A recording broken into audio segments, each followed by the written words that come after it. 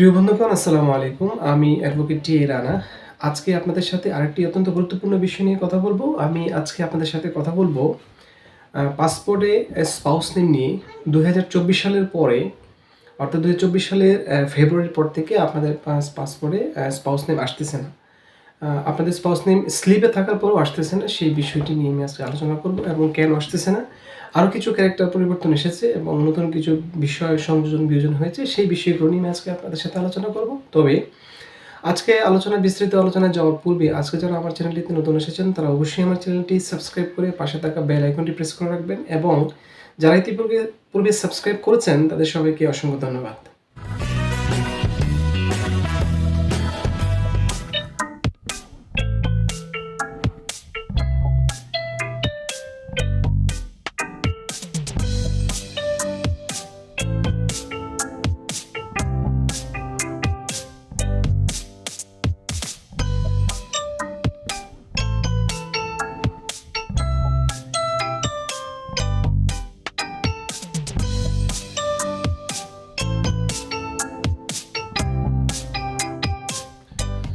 আমরা আজকে প্রথমেই আলোচনা যাওয়ার পূর্বে যে বিষয়টি দেখব সেটা হলো যে আসলে পাসপোর্টে যে স্পাউস নেম নিয়ে জটিলতা হচ্ছে, সেই জটিলতার ক্ষেত্রে আসলে স্পাউস কারা হতে পারে। প্রথম কথা হলো যে আমরা দেখব যে স্পাউস কারা হয়। সাধারণত স্পাউস বলতে আমরা যেটা বুঝি সেটা হলো যে স্ত্রীর ক্ষেত্রে স্বামী স্পাউসের নাম আসে এবং স্বামীর ক্ষেত্রে স্ত্রীর নাম আসতে পারে। অনেক ক্ষেত্রে কিন্তু সন্তানের নামও স্পাউসের বেশি আসতে পারে। আবার কোনো ক্ষেত্র রয়েছে যেগুলোতে আপনার বাবা মার নাম আসতে পারে স্পাউস হিসাবে। এখন সরকার ২০২৪ সালের পরে যে নিয়মটা করেছে সেটা হলো যে স্পাউস হিসেবে লিগ্যাল গার্ডিয়ানের নাম আসবে। যদিও লিগ্যাল গার্ডিয়ানের নামটা সাধারণত ডিপেন্ড করে হলো দত্তক সন্তানের ক্ষেত্রে। অর্থাৎ আপনি যদি কোনো নাবালক শিশু দত্তক নেন, সেই নাবালক শিশু দত্তক নেওয়ার ক্ষেত্রে লিগ্যাল গার্ডিয়ানের যে নামটা আসবে সেই নামটা এখানে স্পাউস হিসেবে আসবে। এখন ৬ ফেব্রুয়ারি ২০২৪ সালের পরে আসলে যে ঘটনাটা ঘটেছে সেটা হলো যে পাসপোর্ট অধিদপ্তরের একটা বিশেষ পরিবর্তন এসেছে। সেই পরিবর্তনে বেশ কিছু বিষয় রয়েছে যে বিষয়গুলো তারা পরিবর্তন করেছে। প্রথম পরিবর্তনটা হলো যে বাংলাদেশের পাসপোর্টে এরকম কোনো সিস্টেম ছিল না যে আসলে যখন কোনো শিশু দত্তক নেওয়া হবে বা দত্তকের যে লিগ্যাল গার্ডিয়ান হবে সেই লিগ্যাল গার্ডিয়ানের নামটা কোথায় লেখা হবে। তো সেই ক্ষেত্রে লিগ্যাল গার্ডিয়ানের নামটা লেখার জন্য পাসপোর্টের স্পাউস নেমের যে অপশনটা রয়েছে সেই অপশনটা ওনারা পরিবর্তন করে ওনারা স্পাউস নেমের নামটা উল্টো করে দিয়েছেন। এখানে লিগ্যাল গার্ডিয়ানের নামটা থাকবে। এখন নর্মালি আর স্পাউস নেম থাকবে না। এটা হলো একটা বিষয়। ২০২৪ সালে প্রধানত আসলে বেশ ৩টি প্রধান পরিবর্তন এসেছে। আমি আসলে বিষয়গুলো আপনাদেরকে একটি উল্লেখ করে দিচ্ছি। প্রথম পরিবর্তনটা যেটা এসেছে সেটা হলো যে, যেটা আমি আপনাকে ইতিপূর্বে বললাম যে, যেখানে স্পাউস নেম শব্দটা আছে, এই স্পাউস নেম শব্দটা পরিবর্তন হয়ে যাবে। পরিবর্তন হয়ে এখানে লিগ্যাল গার্ডিয়ান শব্দটা আসবে। আর দ্বিতীয় আরেকটা যে পরিবর্তন এসেছে সেটা হলো যে পাসপোর্টে নরমালি আমাদের দেশে যে পাসপোর্টগুলো রয়েছে পাসপোর্টের শেষ পৃষ্ঠায় আপনারা দেখবেন যে একটা বারকোড রয়েছে। সেই বারকোডগুলো দিয়ে আসলে পাসপোর্টকে স্ক্যান করা হয়। কিন্তু ওনারা এখানে উল্লেখ করেছেন যে কিউআর কোড পরিবর্তন করা হয়েছে। অর্থাৎ যে কিউআর কোডটা, অর্থাৎ যে কোডটা আছে সেই কোডটা ওনারা অপসারণ করে দিয়েছেন। সেই কোডটা আর থাকবে না। হয়তো অন্য কোনো সিস্টেম, এটা পরে আপডেট আমরা জানতে পারবো। এটা হলো একটা বিষয়। আরেকটা বিষয় হলো যে পাসপোর্টের যে ইমার্জেন্সি পার্সোনাল ডাটা এবং ইমার্জেন্সি কন্ট্যাক্টের যে পেজটা রয়েছে, এই পেজে আপনি দেখবেন যে যেখানে অ্যাড্রেসটা লেখা হয় সেই অ্যাড্রেসটা সাধারণত ২ লাইনে লেখা হয়।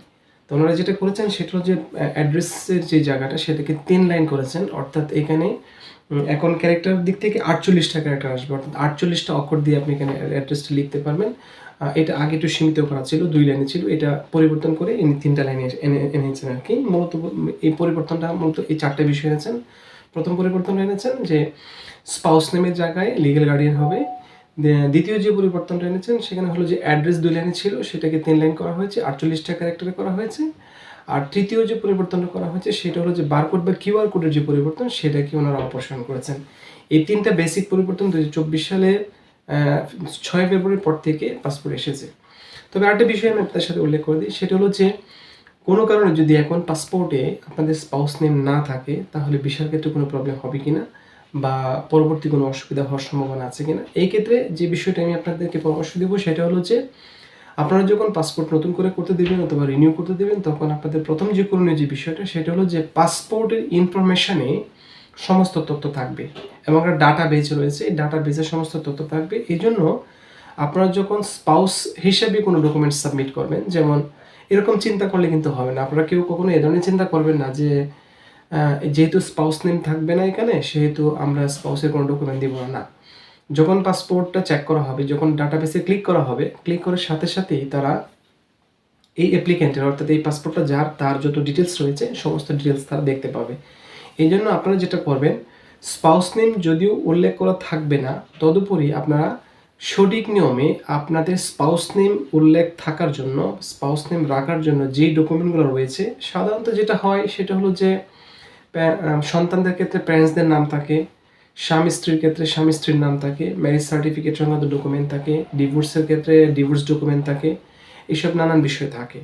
তো আমি আপনাদেরকে বলবো যে আপনারা যখন পাসপোর্ট রিনিউ করবেন এবং নতুন করে পাসপোর্ট সাবমিট করবেন, আপনারা কেউ যদি বিবাহিত থাকেন তাহলে অবশ্যই আপনাদের যে বিয়ের যে ডকুমেন্টগুলো রয়েছে, বাংলা কাবিননামা থেকে শুরু করে ইংরেজি নিকাহনামা, ইংরেজি ম্যারেজ সার্টিফিকেট, সেই সাথে আপনাদের সমস্ত ডকুমেন্ট নোটারিয়ান ভেরিফিকেশন করে বাংলাদেশের ল এবং ফরেন থেকে অ্যাপ্রুভাল করাবেন, করে আপনি পাসপোর্টের সাথে ডকুমেন্টে অ্যাড করে দেবেন। এটার পিছনে কারণ হলো যে আপনার এই ডকুমেন্টগুলো ডাটাবেজে থাকবে। তারা যখন ক্লিক করবে, ক্লিক করার সাথে ইভেন তারা এই ডকুমেন্টগুলো কিন্তু স্ক্যান করে এখন রাখবে। তো সেই ক্ষেত্রে ডাটাবেজে ক্লিক করার সাথে সাথে সমস্ত ডকুমেন্টগুলো ওনারা দেখতে পাবে। এটা হলো একটা বিষয়।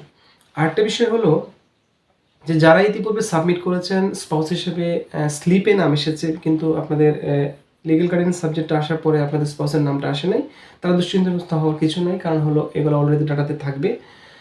আর ডিভোর্সের ক্ষেত্রে যেটা হবে যে স্পাউসের নাম পরিবর্তন করার ক্ষেত্রে কেউ যদি ভাবেন যে যেহেতু এখন স্পাউসের নাম থাকতেছে না তাহলে আমি ডকুমেন্ট দেবো না, এটা করা যাবে না। সেক্ষেত্রে আপনি যেটা করবেন, প্রপার ডকুমেন্ট সাবমিট করবেন, সাবমিট করে আপনি স্পাউসের নামটা কর্তন করবেন, যদিও এখানে সেখানে লিগ্যাল গার্ডিয়ান নাম আসবে বা ব্ল্যাঙ্কস থাকবে। তো সেই ক্ষেত্রে আপনি ডিভোর্সের ক্ষেত্রে ডিভোর্সের যে পূর্ণাঙ্গ যে ডকুমেন্টগুলো রয়েছে, আমরা বলবো যে প্রপার নিয়মে দেখবেন যে আমি একটা ভিডিও দিয়েছি ডিভোর্স সার্টিফিকেট কীভাবে তৈরি করা হয়, পূর্ণাঙ্গ নিয়মটা ফলো করে আপনি ডিভোর্সের যে ডকুমেন্টগুলো রয়েছে সেই ডকুমেন্টগুলো দিয়ে আপনি স্পাউস নেমটা পরিবর্তন করবেন। তো আসলে 2024 সালে 6 ফেব্রুয়ারির পরে পাসপোর্ট অধিদপ্তর এই পরিবর্তনগুলো এনেছিল। তো সেই বিষয়গুলো আমি আপনাদেরকে আপডেট দিয়ে দিলাম। আপনারা এই বিষয়ে কোনো প্রশ্ন থাকলে, কোনো কিছু জানার থাকলে আমাকে অবশ্যই টেক্সট করবেন বা কমেন্টসে টেক্সট করলে আমি সেগুলো আনসার দিব।